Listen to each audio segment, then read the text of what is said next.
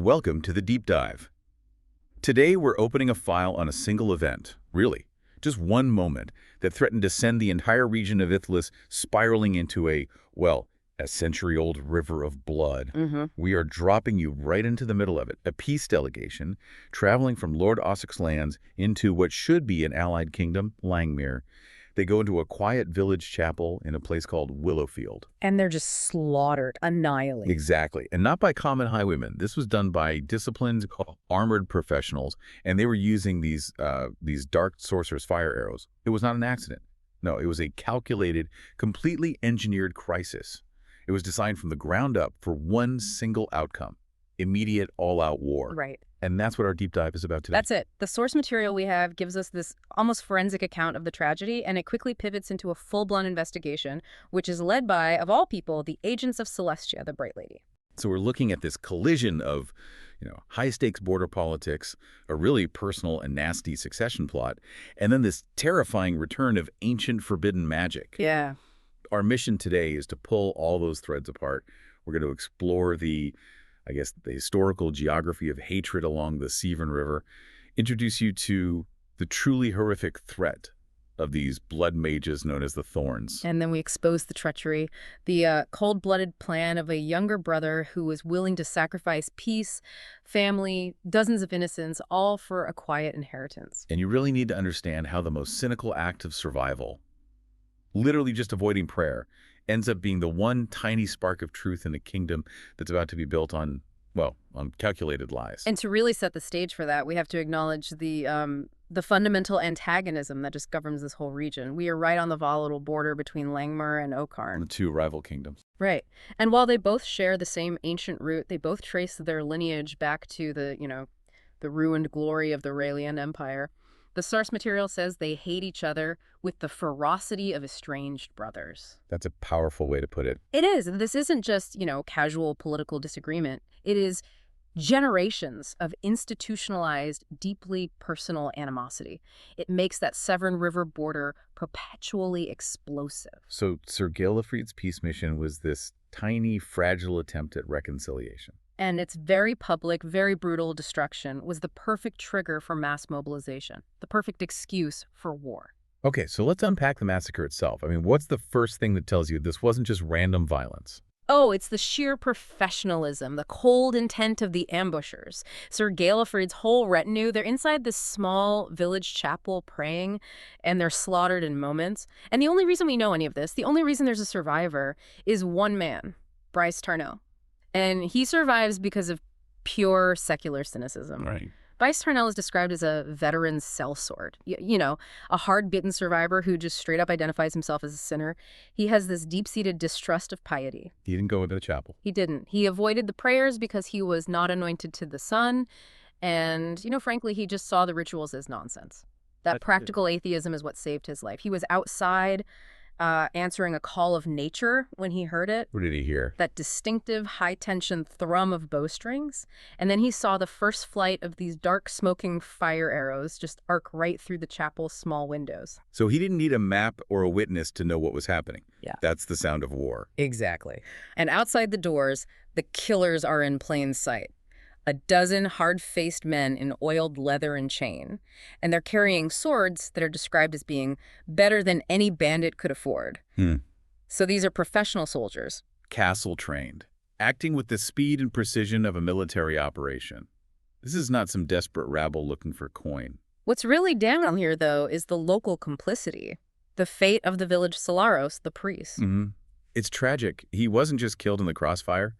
Brys watches as the priest, his yellow robes already soaked with blood from the men inside the chapel, bursts out of a side street and runs toward the lead rider. And he cries out, and this detail just chilling. He cries out, "You promised!" Just before the lead rider, whose face is completely masked by a heavy helm, just swings a morning star down, the source says, smoothly, brutally. Smashes him backward. Yeah, turns him into a twitching corpse with a mask of blood and shattered bone. That one moment, that one line, you promise, it confirms the whole thing was locally sourced and then immediately double-crossed. It had to be. The ambushers made promises to the local leader. Maybe it was protection, maybe profit, maybe just, sparing the village. And then they ruthlessly erased their It witness. elevates the massacre. It's not just a targeted hit anymore. It's an act of deep political and moral betrayal that infects the very community that was supposed to provide sanctuary. And the slaughter was total. Brys sees the carnage beyond just the initial targets. He sees two small, flaxen-haired children lying dead in the dirt. Oh, wow. An anonymous, deadly arrow pinning a farmer face down near the well. This was a statement of terror. It was designed not just to kill the delegation, but to leave no living witness and to spread absolute fear. And Brys's reaction is just completely pragmatic. Entirely. He realizes he's in deep, deep peril, and his immediate focus is survival, which now means securing the infant, Wistan. And he can't carry a baby and fight at the same time. Not a chance. So he improvises with this brutal efficiency. He takes a coarse hemp feed bag, lets the straps all the way out, and just stuffs the infant inside like a Double gumpling. Wow. Then he knots a whip or a quirt to the bag to create this diagonal carrier across his chest.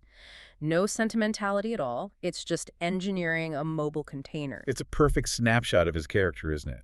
Detached, focused on the physics of survival, and completely indifferent to any emotional niceties. We see that same detachment with the mortally wounded servant who saved the child in the first place. Yeah. She's begging Brys to take Wistan to Bull's March. And he knows she's not going to make it. He sees her injury, a bad gut wound, and he just concludes with this grim practicality that he can't manage both an infant and an invalid while he's fleeing assassins. So he just leaves her.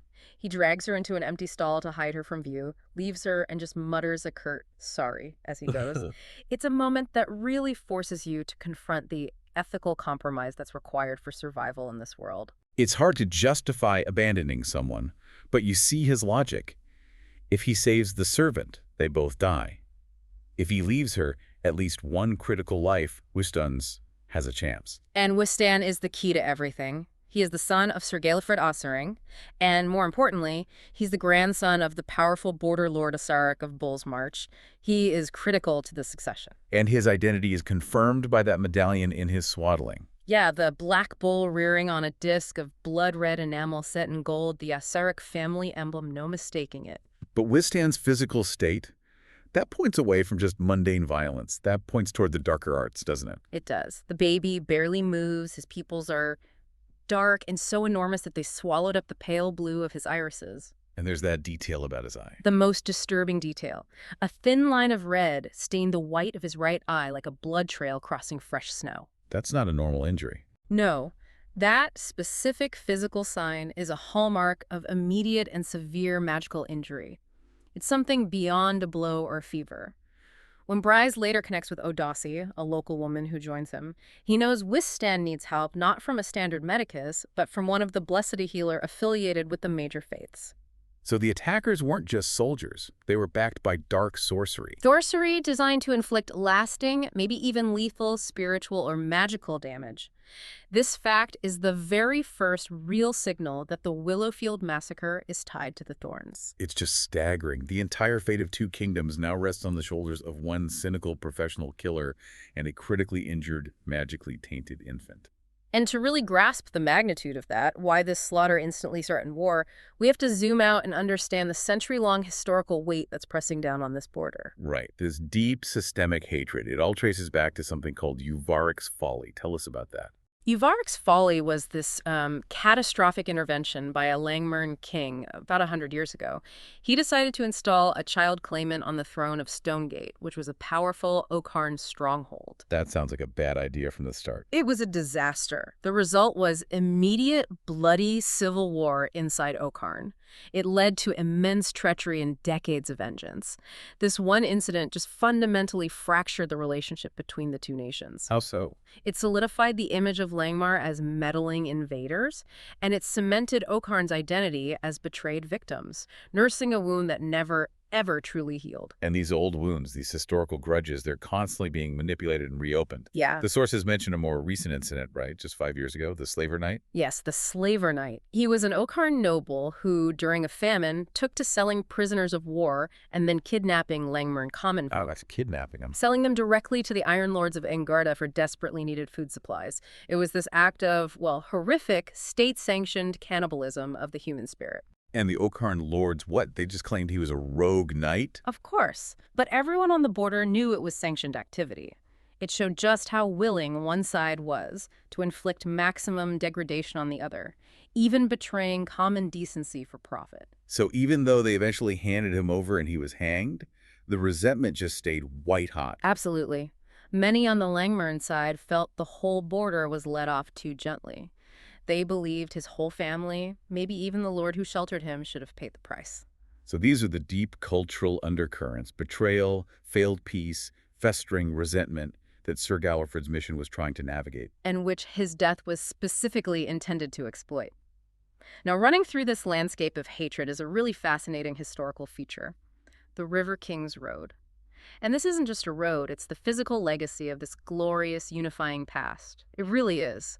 The road was built by the ancient Raelian Empire way before the kingdoms divided, and it was constructed using Athroluminos, the Stone of the Light. And this material is inherently magical. How does that work? The source describes it as shining all night. It's a literal guide for travelers and a metaphorical guide for history. But its crucial property is its integrity. Its integrity. Athroluminos loses its light when it's broken off or removed from its original purpose. You can't just chip it away and steal it. You can't use it as common building material without it losing its magical essence. It demands purpose. That's an incredible physical paradox, isn't it? The old stones laid down by the Knights of the Sun when Raeliand was united still guide the shape of history. People still build their towns and castles where the road leads. The bridges at Tarney Crossing, which mark the modern river divide, they're also Raelian originals. So the Athroluminos is this constant glowing reminder that these warring estranged brothers were once united by light and purpose. Yet every single night, that light shines down on a divided, treacherous path. It's the physical manifestation of the failure of unity. Tarney Crossing is significant precisely because it's where the ancient light still burns brightest, yet it's also the flashpoint for modern conflict. So when a calculated act of terror like the Willowfield massacre happens right on the border, the list of suspects immediately widens. Who benefits from this kind of chaos? Well, you have to look at four main groups. First, the obvious one: an opportunist Langmern lord with deep anti-Okarn feelings, maybe someone who profits from war. Okay, that makes sense. Second, you have to look to Angarda, the Iron Fortress. Angarda is always lurking in the background, isn't it? Always. They're leagues away to the southeast, ruled by the Golden Scourge, but they're the primary source of the cruelest, most highly trained mercenaries in Ithlis, and they thrive on instability. So conflict in the Sunfalling Kingdoms means higher prices for their swords and a weaker border region. Pure, cold profit derived from chaos. It's their entire business model. But the most immediate, terrifying fear on the ground for people like Brys and Odasi is just the simple consequence of the action itself: the murder of a crucial heir on Langmern soil. The story would instantly be that Langmar committed a cowardly, direct, unprovoked attack.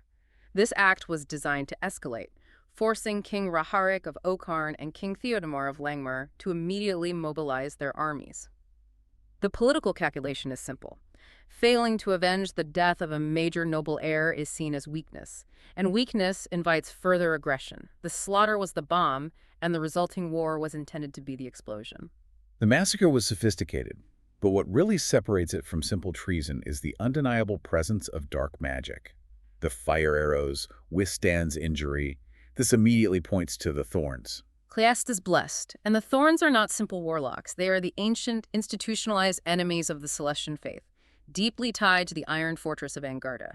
Their terrifying reputation is a weapon in itself. They're led by the infamous Golden Scourge, Sometimes called the Spider for the complexity of his traps. Okay, so let's give our listeners the true measure of their terror. They were last unleashed at Thillian Ford. What happened there, and what exactly is Blood Mist? The Leyden Ford is still a scar on the land and in the political memory of the region. The Thorns unleashed Blood Mist. It's a weapon of mass annihilation. It's described as a hellish, killing fog that physically stains the sun red and drains the life force from anything it touches. So it doesn't just kill, it poisons the land itself. And the spirit. It slaughtered one of King Urova's most elite armies, just wholesale. The political implication of that is massive then. The mere threat of Blood Mist means any nation associated with the Thorns is committing an act of total war. It moves beyond conventional politics into like an existential threat. Which is why Leferic's choice to use them, as we'll get to, is so utterly damning. Beyond the large-scale terror of blood mist, their most immediate terrifying soldiers are the animated corpses they raise. The Gale. The Gale are much more dangerous than common zombies. There are corpses brought back with false life, powered by whatever dark force the Thorns use. And they're tireless, merciless, and crucially, they carry the horrific ice fever. Yes, the ice fever. It's this freezing paralysis that rapidly incapacitates and kills a person if they are touched, scratched, or even just breathed upon by a gloil. So they're biological and magical weapons all wrapped into one. And unlike a living opponent, you can't just stop them with simple steel. Correct. Brys Tarnell, who knows how to fight everything, he explains their physical limitation. A sword slash just hurts them a bit, slows them down. To stop a goyle, you have to use specialized dismemberment, hacking off limbs or joints until the creature physically cannot move. Which means you have to get in close, increasing the risk of infection exponentially. Exactly. And we see this tactical nightmare realized when Brys and Odaci are attacked on the road after they leave Tarnay Crossing. The ghoul just springs from the trees. And Brys is forced into that brutal calculus. He's hacking and twisting his sword, specifically aiming to widen holes and sever tendons. And Odaci, the common woman, she just acts on pure instinct when one attacks her. She grabs their cooking kettle, Still hot with beans, and slams it into the creature's face. She hears bone crack under the metal. It's just an act of desperate, visceral defense against something supernatural. But it's during this fight that the real danger is revealed. The infection. Brys realizes he's infected after he kicks one of the monsters off Odaci, and Odaci is scratched along her back by another one. This forces a radical change in their plans. They realize they can't head toward the coast or a standard town. They have to race for Bull's March. purely out of desperation, to find a blessed healer who can treat the magical freezing paralysis of the ice fever. And we have a named antagonist tied directly to this plot. Thorn, Lady Severine. What distinguishes her? What do we know? She's immediately recognizable, which marks her as a known figure in the darker corners of the world. She has a shaved scalp covered in intricate, arcane runes, they're said to be self-inflicted, and a maimed hand. Which earns her the ominous nickname, Maimed Witch. Her reputation for sadism is legendary. Sources mention her torturing a loyal baker named Mathis, not for crucial information, but simply for amusement during the planning phase of the Willowfield attack. She represents the pure, unnecessary cruelty that's inherent in the Thorns' work. And the Thorns don't just use corpses for brute force, they use them as spies and lures. Odaci has this genuinely chilling encounter with the animated body of Cedric Alsaring. A man Brys explicitly saw killed at Willowfield. Right, and this Gale puppet, it tries to lure Odaci out of the safety of an inn. The Thorn magic uses a powerful glamour, a sort of charm, to make the corpse appear handsome, youthful, highborn. The intent was clearly to isolate Odaci and capture Wistan without a fight. But what's so fascinating is that the charm completely fails on Odaci. Why? The source credits her unworldliness and, ironically, her past suffering. She was used to being mocked and ignored by genuinely handsome, highborn men. So when she sees this man paying attention to her, a flicker of suspicion makes her just look a little closer. And the glamour falls away. She sees the truth underneath the charm. His golden hair is straw-like, his cheeks are pale and sunken, his lips dry and faintly blue, like a dead man's, and his gums are receded in this skull-like grin. Ugh. And the perfume he wears is sickeningly sweet, trying to mask the undeniable stench of decay beneath. It's her experience of personal humiliation that allows her to look past the surface and see the corruption, and that saves her life and Wiston's. And Brys immediately knows this means Severine is no more than a day behind them, forcing another desperate flight. So as Brys and Odaci are fleeing through the woods, Lord Edwin Ingolor of Thistlestone, the nearest major Langburn lord, is frantically trying to manage the political fallout. He knows his kingdom is going to be instantly blamed for the massacre, so to avert a war, he needs irrefutable proof of treachery, and only one group carries that necessary weight of impartiality. The Sun Knights, the agents of Celestia, the Bright Lady. They're the spiritual and moral authority in this world. Their duty demands absolute neutrality, wisdom, moral force. They're supposed to keep their distance from secular conflicts. When dark magic threatens to collapse the entire realm, they have to step in. They step in as impartial investigators. So Lord Edwin hires two key figures. First, the symbol of their order, Sir Kelland, the Burnt Knight. Kelland is almost a legend. He's young, dark-skinned, with pitch-black braids tipped with white shells. His notoriety comes from his neutrality and, of course, his profound magical ability. He possesses the Light of Truth. Okay, so what does the Light of Truth actually do? It's a powerful Celestian enchantment. When a person is interrogated within its radiance, all lies are physically revealed. It doesn't just compel truth, it makes deceit impossible to maintain. It shines right through obfuscation and motivated denial. So Lord Edwin needs Kelland, because his findings can't be dismissed by the enraged, vengeful Okarn Lord Osaric as just Langmurn propaganda. Killen's truth is absolute. But Kelland is paired with a critical fact-finder, Bitharn, his observant companion. And Bitharn is the perfect counterpoint to Kellen's spiritual symbolism. She is a highly skilled archer, focused purely on practical details, on tangible evidence. Her observational skills are extraordinary. Like what? Upon arriving at Thistlestone, she immediately noticed something vital about their communications. A short-range pigeon carrying a message cylinder, entering the dovecote from the east, from the direction of hostile Okarn. Why is that so significant? Well, if the message was from a lord leagues away in the Okarn interior, they would have used a white mock, a long-range courier bird. A short-range pigeon suggested the conspirators were operating locally on the border, maybe even within striking distance of Thistlestone itself. So it points the investigation away from some broad national conspiracy and toward local specific treason. And Lord Edwin, needing absolute faith in them, he didn't just take their word for it. He actually tests Bitharn's observation skills. He does. He sets up a rig archery contest with his best archer, Sir Taladane, who's disguised as a mercenary named Anslack Bluefire. This Bluefire uses these gaudy, smoky, fiery arrows, a display meant to impress and distract. But Bitharn wins anyway. Easily. Sinks her arrow squarely in the center. But she also notes, with this professional precision, that the smoky, fiery arrows wavered as they flew, which hindered their accuracy. So she didn't just see the spectacular result, she saw the subtle flaws in the method. Exactly.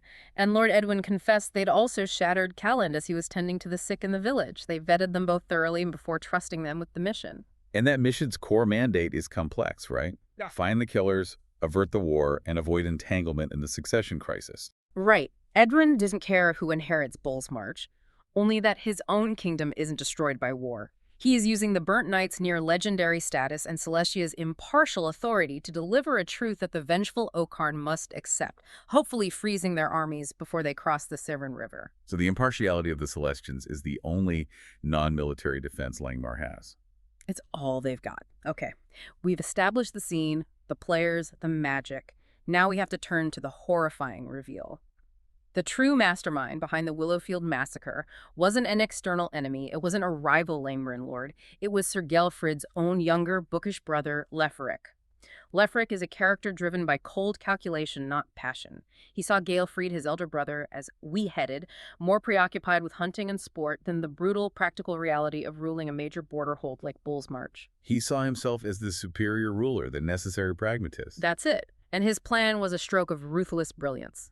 How did he use the thorns to deflect suspicion? The genius was in the method of murder.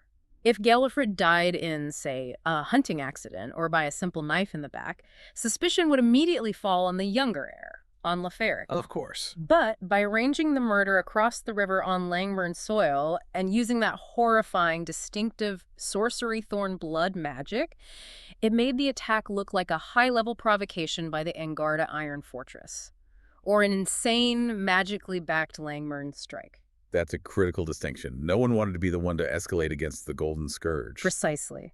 The sheer terror of the thorns gave Leferic crucial political cover. It would buy him the time, the calm, and the trusted swords he desperately needed to stabilize his rule and quietly deal with any loyalists still in Bull's March. So no one would suspect the quiet, bookish younger brother who stood to inherit. He's clearly a victim of this external, terrifying conspiracy. That was the plan. But I have to challenge that a little. If he wanted a quiet succession, why hire the Thorns? They're known agents of chaos. Wouldn't staging a simple internal assassination or blaming some Langmurn bandit group have been cleaner? I mean, he's risking the wrath of the maimed witches if the plot fails, or worse, if they decide to stick around. That's an excellent critical question, and the source suggests Leferic's hubris played a huge role. He really believed he was smart enough to control this terrifying weapon he was unleashing. Okay. A simple bandit attack could be easily exposed as a frame job.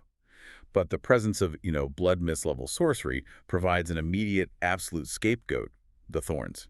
He calculated that the fear of the maimed witches would just silence any political maneuvering instantly.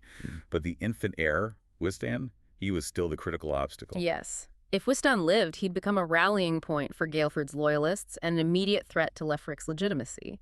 Lefric knew the histories were littered with the bloody wreckage of those who tried to seize power when an orphan prince was still alive, waiting to be used by rival lords. So Wistan had to be found and removed quickly. For a stable, uncontested transition, yes. The man who brought Severine into the fold and actually executed the plot was Albric, a sworn knight. But his motivation was deeply personal, wasn't it? Tied not just to Lefric, but to ancient family honor. Albric was driven by a complex loyalty to Lefric's mother, Lady Endoya, and an old family wound. The theft of the sun jewel heirloom generations ago. What was the sun jewel? It was this magnificent golden brooch set with a gem the size of a quail's egg. It was supposedly enchanted to reveal lies and preserve truth. It was stolen by the Langmern House of Eltaine during the fall of Widow's Castle. So Albric's entire motivation isn't just power, it's restoring the honor of a house that lost its magical, truth-revealing object to the very people he's now saving Lefric from. The irony is just suffocating. The irony of using the ultimate deception, thorn magic, to restore his family's honor, which was based on truth, is immense. He chose Lefric, the practical politician, as the true future of Bull's March. He believed Galefrid's weak-headed peace-seeking would destroy the region faster than any treachery. So he hired Severine and helped orchestrate the massacre, even finding the local traitor, a drunkard named Moran the Gatekeeper, who provided the key intel on Galefrid's movements. But the plan, as Lefric envisioned it, it falls apart because of Severine's unchecked sadism. Albric witnesses the true nature of the Thorns. It wasn't just the initial mass murder, which he, justified as necessary for peace. It was the unnecessary, casual transformation of corpses into Gale for pure sport. He realizes he's hitched his wagon not to a rational political assassin, but to a mad, sadistic horror. The source describes his guilt as profound. It leads him to a desperate search for redemption. And that overwhelming guilt drives Albric to this spectacular, suicidal act of betrayal. He risks certain death to achieve redemption, or at least a quicker end than being turned into one of those monsters himself. He uses his knowledge of the Celestian investigation to set a trap. He approaches Bitharn in the market square, confirms that he is an unwilling pawn of the Thorns who wants to betray them. He warns her that Severine knows they're tracking her and is planning a deadly ambush. Using the local girl, Miri, Bitharn's archery student, as bait to draw out the Burnt Knight. Albric then delivers his full confession directly to Kellen. He reveals the entire plot, Lefric's motive, the location of Severine's ambush. He hands over this meticulously written, detailed account disguised as a prayer book, and he asks for just one thing. What's that? If she kills me and makes me one of those monsters, I hope you'll end it quickly. How? This moment transforms the political investigation into a spiritual battle. Albric, a knight who violated his secret vows, is seeking one last, desperate act of duty. He's betting everything on the Burnt Knight's fanatic light of the divine, being strong enough to not only defeat the darkness he helped unleash, but to grant him a merciful end. It's a stunning example of how personal conscience can derail the most sophisticated political schemes. So while the investigation is tightening around the conspirators, Odacia and Brys, infected with ice fever and desperate to save Wistar, are traveling toward Bull's March, and their journey leads them to this truly unique culture on the road, the Visistani, the Starfolk. The Visistani are a nomadic people, critical travelers on the River King's Road. They're immediately recognizable by their tattooed faces, a tradition they adopted after being forcibly branded by outsiders, turning a mark of shame into a symbol of identity. And they draw minor magic directly from the Atroluminos. From the Stone of the Light, yeah, from the road beneath them. Culturally, they're forbidding to carry swords. They rely on quick movement and minor healing magics. So Odacia, desperate, she approaches their wagon. Yeah. And they're led to this wizened old crone, the vessel for their healing magic. The Starfolk examine the infant Wistan, and they confirm they can heal the magical injury that's consuming him. But there is a terrible price, a true price. What is the true price? It requires Odacia to accept that a future child born to her would be marked before birth as theirs, to be taken by the Starfolk when weaned. It's a blood bargain for magical aid. This is the ultimate ethical crunch point for Odacia. She's clutching her own biological son, Aubrey, and is faced with this impossible moral choice. Sacrifice her future, potentially unborn child for the life of a noble infant stranger. And she refuses.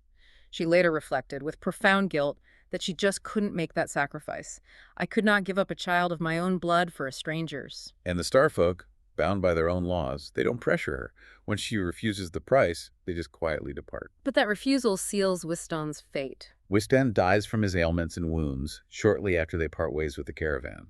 Brys and Adasi find him cold and stiff, looking tragically like a very old man who had died very young. And here's where Brys Tarnell's cold pragmatism performs its final, most shocking act. He looks at the dead noble child beside Odasi's vigorous, crying son, Aubrey, and he just states the undeniable truth. Whether it was Wistan who died last night or Aubrey, he recognizes that everyone who knew and loved Wistan is dead. So for profit, for the reward money Brys needs to treat his own ice fever, and for the child's future, since Aubrey would otherwise go back to a hard, anonymous life in a ruined village, the infant who survives must be Wistan. Sentimentality is useless. Practicality is all that matters. Odasi is initially horrified. She calls the proposal monstrous, feeling profound guilt that she refused the Starfolk's price only to profit from Wistan's death by substitution. But Brys persuades her. He argues that this lie secures Aubrey's chance at a great future, a chance she could never have given him otherwise. The climax of this calculated deception happens when they reach Bull's March. Leferic, now the Lord, sends for Odasi, and racked with shame and fear, she confesses immediately. She just blurts out, "This is my son, Aubrey. Wistan died on the road. We were only going to pass Aubrey off as the heir for the reward." And this is the moment of transformation for Leferic. The bookish man is forced to become the ruthless politician.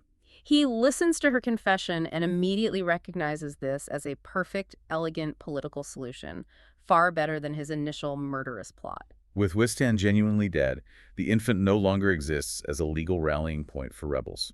And Aubrey's survival legitimizes his rule. It removes the threat of a potential rival claimant, and it gives him the public persona of a dedicated uncle who rescued his young nephew from the jaws of sorcery. It is a political masterstroke achieved through sheer dumb luck. So Leferic instantly embraces the lie, effectively silencing Odasi's confession forever. He tells her, "I am going to leave you to your rest. I will forget everything we discussed tonight. Then I will come back in the morning with Blessed Andalia, and you will tell me that you and Brys Tarnell rescued Wistan from the massacre of Willowfield, and I will believe you, and I will make your son my heir." The lie is solidified. The noble status is conferred upon Wistan Oberyn Galefring of Bull's March. And Odasi's betrayal of the truth ensures her son's prosperity. So while that deception is sealing the succession at Bull's March, the decisive spiritual battle is happening in the woods outside Tarney Crossing, thanks to Albric's anguished betrayal. Kelland, the burnt knight, walks straight into Severine's prepared Gale ambush. And Severine, the maimed witch, had been busy. Albric counted 7 Grial, far more than the 2 that attacked Brys and Odasi, which means she had been killing local men just to create more monsters for her defense. And Kelland, recognizing the existential threat, unleashes the true extent of his Celestian power. How did he fight them? A magnificent white gold lattice of light just burst from his sword strokes. It wasn't physical force. It was pure, divine radiance shaped into a magical net that stopped and held the gale. The gold threads seared into their dead flesh like holy fire. The ghouls, powerless against true light, just screamed, unable to tear free. Kelland defeats the Gale and presumably Severine, but the battle is ruinous. Albric, fulfilling his desperate desire for redemption, fights alongside Kelland, but is torn into by the Gale, suffering excruciating, paralyzing ice fever wounds. And Kelland himself is wounded. Infected with the ice fever before the fight is done. He collapses, exhausted and bleeding, after the last monster falls. Bitharn, rushing to the camp she knows is a trap, finds the grim aftermath. The defeated Gale, the collapsing Kelland, and Albric's body, soon to be covered by snow. But she finds the crucial evidence tucked into Miri's shirt, Albric's confession, detailing the conspiracy, the names, the motive, and the Thorn's ultimate goal to incite war. And Bitharn immediately recognizes that this document is the key to avoiding war. She takes Kelland's sun-marked sword and Miri's body, hoping a blessed could treat the girl's ice fever, and she rides hard for Thistlestone. Kelland's spiritual sacrifice has secured the political truth. At Thistlestone, Bitharn delivers the confession to Lord Agelmar, the Lord General of the South, who had already massed his armies, ready for invasion. Agelmar confirms the irrefutable evidence of the Thorn's manipulation and immediately orders 10 copies of the confession to be made and sent by the fastest couriers to all the border lords, Langmern and Oakharn, and to both kings, Raharic and Theodemar. And the confession works where diplomacy failed. The immediate, terrifying threat of war is averted not by military might, but by the undeniable exposure of the Thorn's plot. The political reality is this. Shared fear becomes the reluctant basis for stability. No lord, whether they're Langmern or Okarn, wants to be seen as the one whose actions, whether it's vengeance or greed, allow the maimed witch's plots to succeed. So the hatred remains, but the common shared terror of Angarda and the Thorns forces these old enemies into a grudging common-sense peace. They unite against the greater evil, compelled by self-preservation. And at Bull's March, Lefric completely secures his position. He names Aubrey Withstand his official heir, and knowing he needs loyal military backing, he appoints the exiled warrior Kadarn as his new swordmaster. And Odasi, the true mother, stays on. She's transformed from a simple woman into the guardian of the lie, securing a future of high nobility for her son that she never could have imagined. What about Brys, the cynical architect of the whole deception? Once he's recovered from the ice fever, he takes his substantial reward, a purse of silver solace, and just departs eastward. His loyalty was purely transient, tied only to survival and profit. Once the job was done, he was gone. It confirms the detached, necessary opportunism that marked him from the very beginning. Completely. So the entire Willowfield massacre, which was intended to plunge the whole region into total war for political and magical gain, instead resulted in this fragile peace, enforced by the exposure of the plot and the shared terror of a magical enemy. It's a stunning reversal of intention. And it's a profound irony that the irrefutable truth, delivered by a few clear-sighted agents like Bitharn and the dying confession of a traitor like Ulbrich, won out over manufactured hate. But that new foundation of peace remains built entirely on a sophisticated, necessary deception. That's right. The stability of the border relies completely on the great deception of Aubrey being raised as Withstand, and on the personal, agonizing sacrifices of men like Ulbrich, and the unknown fate of the burnt knight, Kelland, who now suffers from that magical ice fever. So we'll leave you with this final, provocative thought. In a world that's built on ancient hatred and shifting loyalties, where every choice is fraught with danger, what is the most valuable thing an individual can possess? Is it purity of spirit, the political power to command armies, or is it the simple practical strength to bend the truth for what is deemed a greater necessary good? Something to mull over until our next deep dive.